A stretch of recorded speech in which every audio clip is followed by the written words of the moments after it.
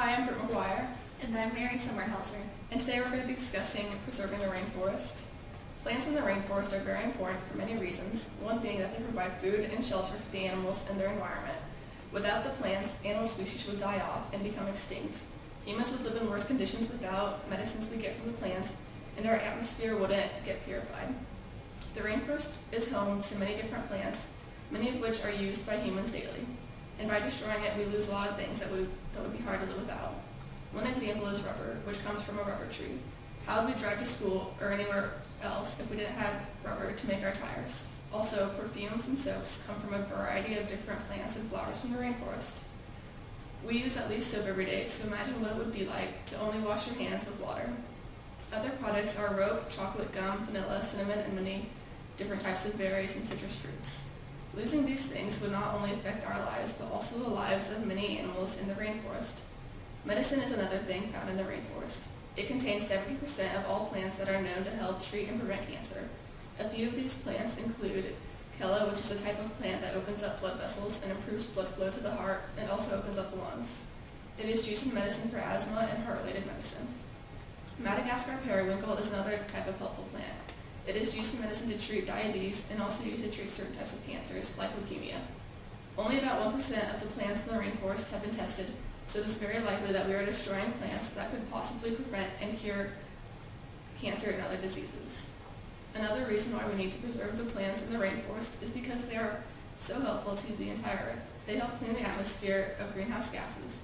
When we burn and cut down large amounts of trees in the rainforest, we release a lot of greenhouse gas, like carbon dioxide and methane, into our environment, which causes a bigger hole in the ozone layer.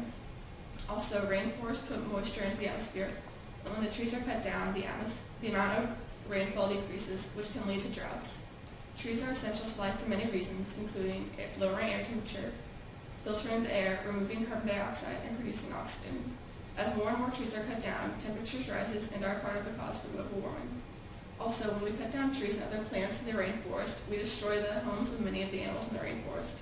The rainforest is home to so many different species of organisms. By destroying the rainforest, we are killing 9,000 species each year, and if we keep this up, we will cause so many different animals to become extinct. I am going to talk about the roles of animals in the rainforest, what threats are faced by them, and how we can preserve them. Animals hold very important roles in the rainforest that need to be upheld. Through competition, what one animal eats will affect what another animal will eat.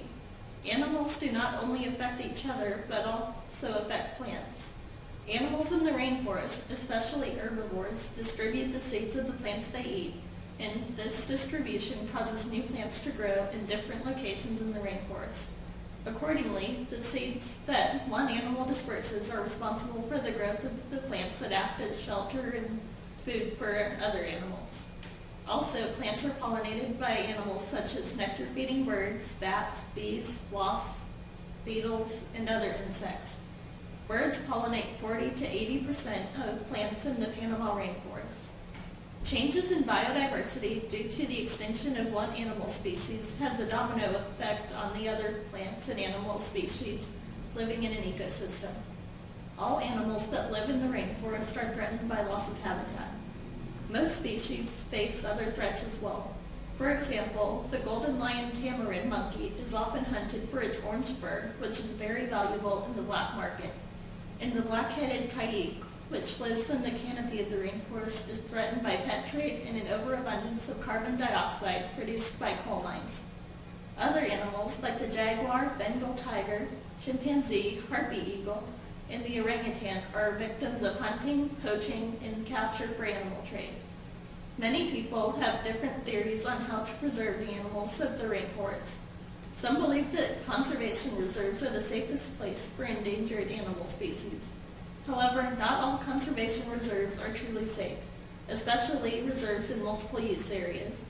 These species need to be protected from people like poachers and hunters who illegally enter the reserves and harm the animals that are supposed to be in a safe place.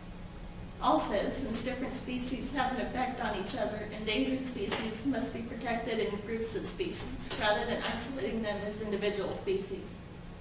In order to preserve the biodiversity of the rainforest, in addition, people as a group, must also learn that preserving the rainforest is more important than consumer products created from materials found in the rainforest, causing loss of habitat through destruction. International agencies impacting tropical regions can also help more by using their money to fund rainforest preservation instead of other projects such as building dams. A dam can always be built later, but the biodiversity of the rainforest may not be around forever if we do not act now.